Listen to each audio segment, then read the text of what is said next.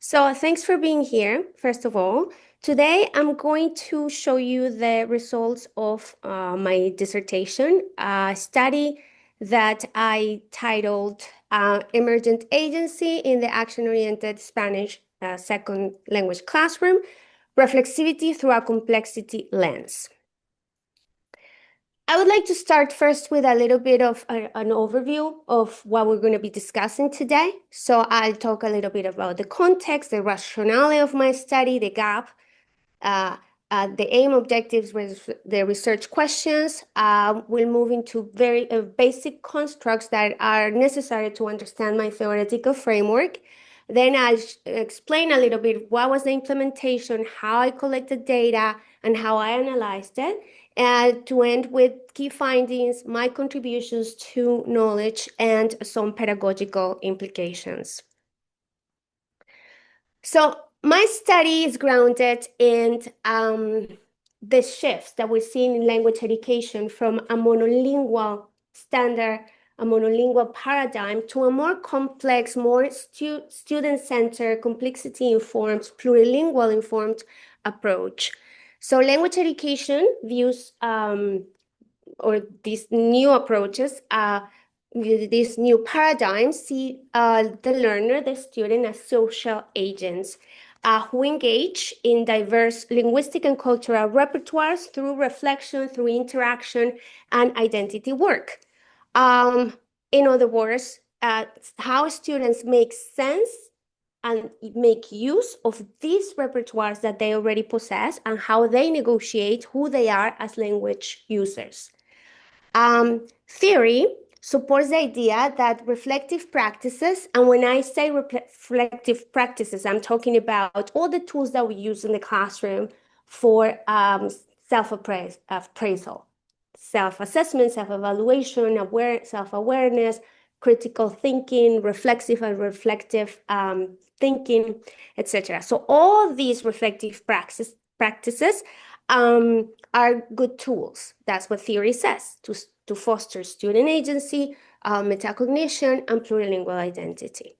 However, the realities of our normal classrooms are very different. We are still putting a lot of emphasis on standardized outcomes and standardized curriculums, native speaker models, and assessment that is accuracy focused. And in terms of the tools, the reflective practices to be embedded or included in our classes, they are still underused. So why it matters? So this is how I'm going to show you a little bit of the gap, to simplify the gap. So agency, reflective practices, as I just positioned them, as an umbrella term, and plurilingualism are highly theoretically valued, right? In theory, but rarely implemented in the language classroom. So agency research remains highly conceptual. So we don't know exactly how it happens in practice and how it looks like, let's say. And for reflective practices, they're often reduced to a self-assessment to check the skills. And as an add-on, a little bit of an extra exercise.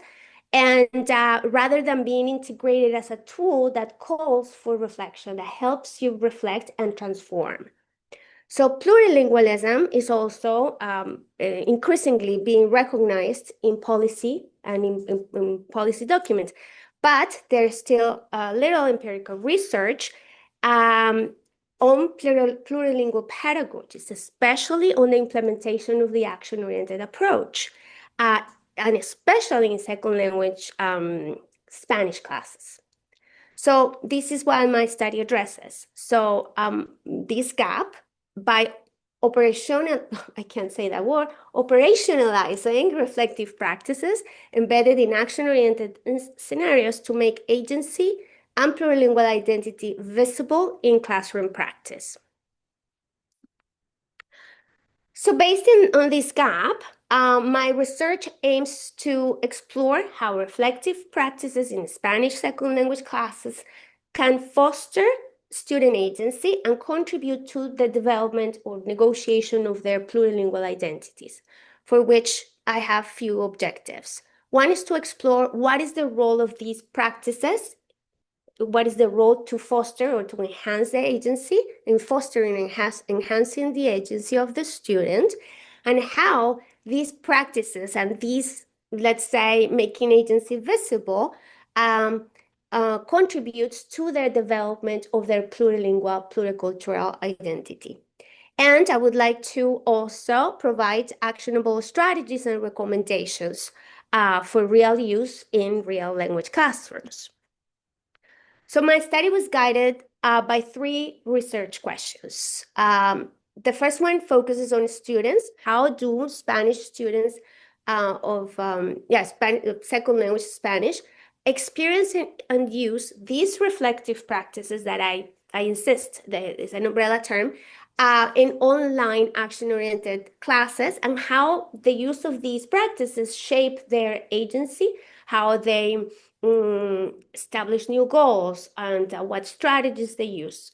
The second question focuses on teachers and how they can implement and they conceptualize these practices to support agency. And the third one is how these practices help students negotiate plurilingual and pluricultural identities. So together, these three questions trace how agency, reflexivity, identity are interconnected in the complexity-informed language classroom. Okay, so my work draws on three interconnected theoretical constructs. First one is complexity theory that I used as my lens. It helps me see classrooms as complex adaptive systems where agency emerges dynamically through interaction and context. Second, the construct is reflexivity, which operates as a co-adaptive process that makes agency visible through reflection. So it's a mechanism that through critical reflection helps the student reposition and mediate. So my third big construct is plurilingualism that shifts away from the idea of languages as separate boxes, as compartmentalized, and instead conceptualizes language as interconnected linguistic and cultural resources, where students strategically can draw from across their repertoires to make meaning and negotiate their identities. So based on those big constructs, I designed this model that informed my study. So as you can see, complexity theory is my meta theory, the meta theoretical framework. What this means in practice is that I see the classroom as a complex adaptive system. So all the main processes, agency, identity, and reflexivity are constantly interacting and evolving within the plurilingual ecology of the classroom. So plurilingualism, as you can see, is represented in the model as students drawing on their unique and sometimes uneven, imbalanced sets of languages or experiences or skills. So this isn't just speaking about Spanish, but using all their language resources and everything they know and experiences they have lived to construct meaning and negotiate identity while doing classroom tasks. Come in. It's okay. Sorry, my audience that is online. We have two new people. No problem. Come in. So I was just explaining my model. Okay, so affordances, when I said about, so the students do these tasks in the classrooms. These are affordances. Affordances are these opportunities built into the learning environment. Things like you will see after when I get there, the scenarios, the steps, the opportunities to reflect, the platform that we used, the tests, the level checks, etc. So students with these affordances these affordances help students to act, to reflect, and to reposition themselves. So agency, identity, and reflexivity aren't isolated traits. They are not fixed. They co-emerge through constant interaction.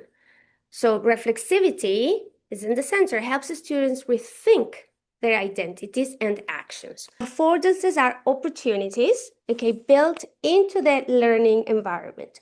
Things like the scenarios that you're going to see soon, the steps, the possibilities to evaluate themselves through online tools, anything that helps the students act and reflect are affordances. So agency, identity, and reflexivity aren't isolated. As I said before, they co-emerge, they adapt, they're dynamic. And reflexivity helps the students rethink their identities and actions. So new identities create opportunities to act in agentively in an agentive form. So when students exercise their agency, they reflect and they mediate their language use and all the repertoires that they have access to. So the circular form of the design of the model shows how all these processes are not linear, they're dynamic, they're not static, they're always adapting and responding to the context, to the student themselves, and to the tasks and opportunities that we create in the class or that are present in the class. So I am going to talk now about the methodology.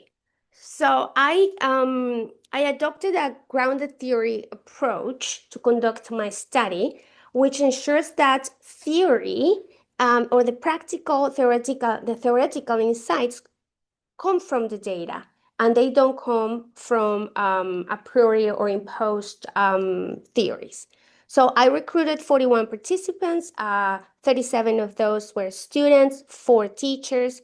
There were 2 sites with 3 language programs, 2 at the university level and 1 at high school level. The university levels were Spanish program of a community engaged learning, and the other one was heritage language students.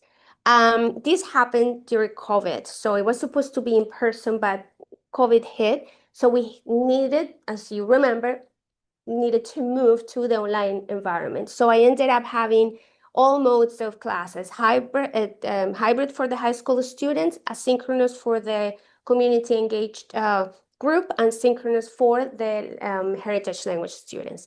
And all the courses were 1-year courses. Now, regarding the implementation, I use the action-oriented approach as the pedagogy for these students, where students learn by doing. Okay, it was based in real life situations, it's authentic, it's project-based, it's learner-centered. So it allowed me to include all these ideas of reflection, etc. So in total, we implemented 8 scenarios within the 3 courses based on the different needs of each class. Of course, they were all different, and the levels ranked from A1 to B2 plus according to the CFR levels of proficiency levels. So the projects that the students used are called scenarios, and these scenarios were inspired and at the beginning, the idea was to use these already made scenarios from a project called Linked that I will show you in a minute. And also, the implementation also included opportunities, as I said, for self-assessment, for reflection, for online interaction, now very important because we had to move to the digital world. And for that, we used an e-portfolio called Light, which is part of Linked, and I'm going to explain what that is. So Linked, Linguistic and Cultural Diversity Reinvented, is an international project focused on fostering plurilingual competence through innovation, innovative tools and resources. So this is a 4-year partnership development grant funded by the Social Science and Humanities Research Council of Canada, whose principal investigator is Dr. Enrica Picardo. And the project involves over 20 collaborators worldwide, including researchers, students, and institutions. And as part of the Linked goals, the team developed LIGHT, which stands for Language Integration through ePortfolio, which is a digital tool designed to promote and support plurilingualism. So I used multiple sources to collect my data. I conducted student and teacher surveys. I gathered multiple reflections from the students and from the teachers. I conducted teachers interviews, electronic student interviews too. There's one focus group for the heritage language group. And also I collected data from completion of TELS through the light functions, specifically level checks, can-do quizzes, which are self-assessment tools, and mind reflection, which is more of a metacognitive self-evaluation tool. So I collected all those plus student work, a lot of student work. And I analyzed the data using grounded theory methodology, following an iterative cyclical process. The coding process happened in facets, right? In the initial phase, eggshell phase, and focused coding, while I kept memos, reflective memos all throughout. And yeah, I used in vivo to manage, to code, to organize the data. I developed distinct code books for teachers and students in a couple of cycles, as both inductive and deductive logic guided this analysis. Now, I think it's important that we see a little bit how is the implementation. So here's a quick overview of how the scenarios were adapted. So I said so the scenarios were adapted. I said that the idea was to use the linked scenarios, but now are they going to still see me? Yeah? Yep. Okay, thank you. I'm good. Do you want it like mirror? Do you No, want it it doesn't extended? matter. Okay. Yeah, it can't make you suffer anymore. The students. Okay, thank you. Very good. So I think everybody can see the screen now. So I said the linked were supposed to be the scenarios that I was going to use. And then we moved to COVID. So they needed to be, of course, adapted. So this started by selected different tasks and different scenarios from the linked catalog that adjusted to the curriculum and student needs and the teachers' needs too. So with this shift, I had to consider the role of the teacher. It's not going to be the same. It's not going to be physically present. And also the need for other resources that the teacher would bring into class, and ideas for authentic interaction despite being behind the screen. So each scenario was what it resulted was in each scenario broken down into personal, very authentic, situated kind of steps or embedded in that embed also reflective opportunities. So these steps led to reflexive scenarios that made for online action-oriented learning, and they were supported by a mediational, I call it a pedagogical tool that I call paso a paso, which is a step-by-step in Spanish, that I'll show you after. But for now, I would like to look at the key features that make this scenario adaptation so different from, well, not different, but, enriched, let's say, the action-oriented approach. So first, authentic and deeply situated in students' lived experiences, the themes, the topics of each scenario. The tasks embedded in the real communication. So the activities that they had to do included voicemails, blogs, writing blogs, or doing tutorials for YouTube, or restaurant reviews for Yelp, or things that the students are already, used to doing, but of course in Spanish. The structured, I said that I structured in sub-steps. Usually the scenarios you give, the steps are broad and the students are supposed to come with an outcome, with an artifact, something to show at the end of the 5 steps. So this time, because it was online, the teacher wasn't there, and for complex activities, I needed to create sub-steps that were manageable, right? And also the teacher is not there to do like an icebreaker and scaffold. So this brought me to creating some questions or activities that were reflective on nature. So this way, and also I needed to take into consideration all modes of communication, not just the written, because usually if we are doing online and students just, then they really strengthen the written part, but what happened with the rest? So it covers all modes: reception, production, interaction, and mediation. So they were reflexive, as I said. Students during this process ended up repositioning themselves, because we spoke a lot about language and culture in any of the activities.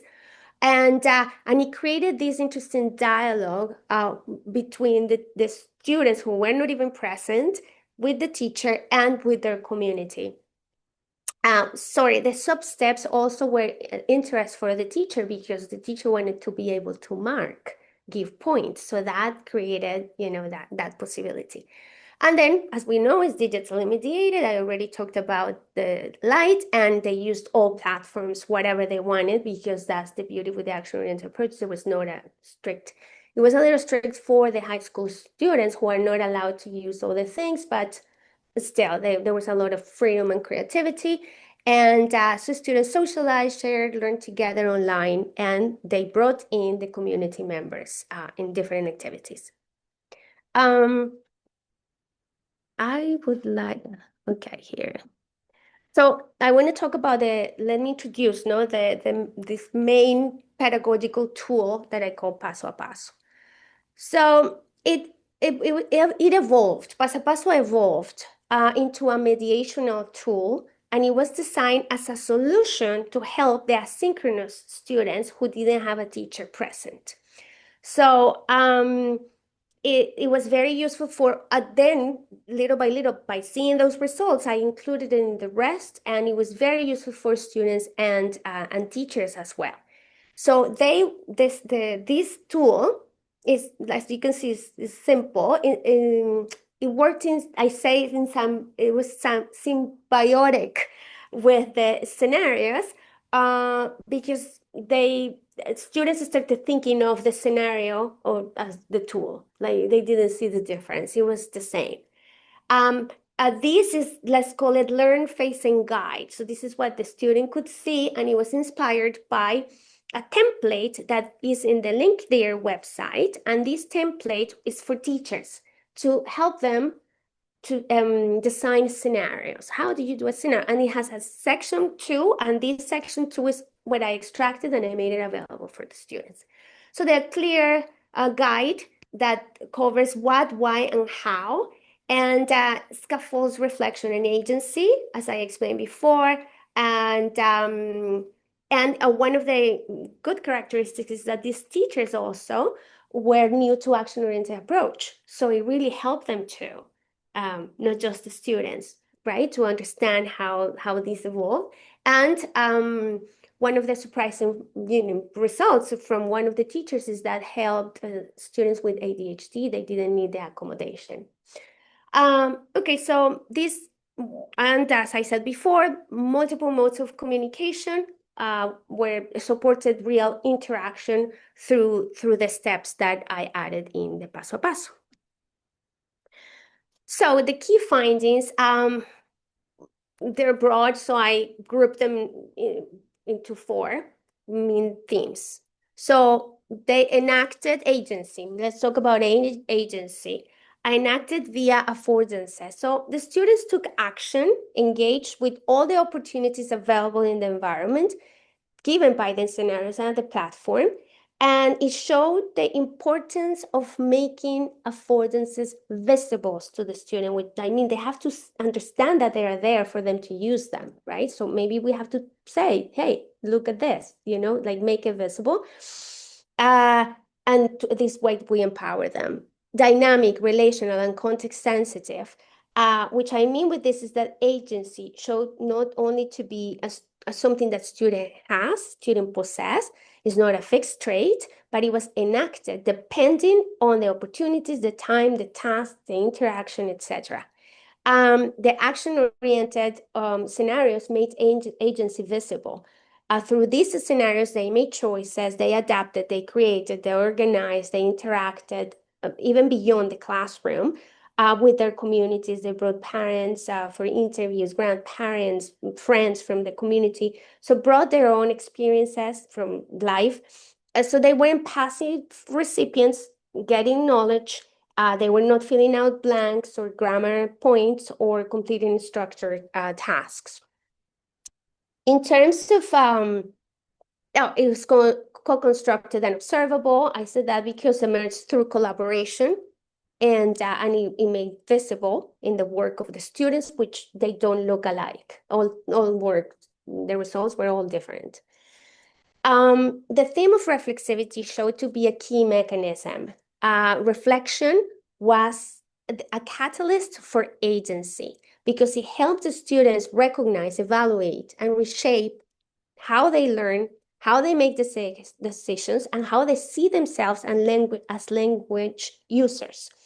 So this led to a powerful shift in plurilingual identity, which is my next theme, because the construction, so in my study, these students developed a sense of their identity was fluid, meaning is not fixed, and it was very much linked to personal emotions of frustration, of pride, all linked to culture and where they come from, and their heritage, obviously, and experiences that they have lived.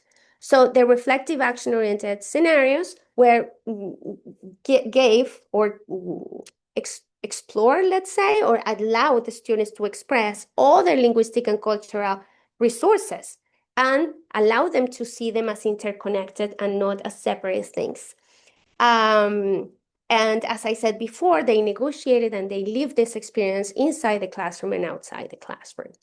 So finally, the online context, as I said before, it was much more than just, we have to move online, let's just keep the same class. It was not just like a passive backdrop. The digital environment shaped how students interacted, shaped the students' agency and their plurilingual engagement. It offered new forms of affordances for reflection, for strategic language use, and of course, it presented challenges, but these challenges inspired creativity for new forms of mediation, for interaction, and actually for teachers to be more open to new innovations, to pedagogical innovations.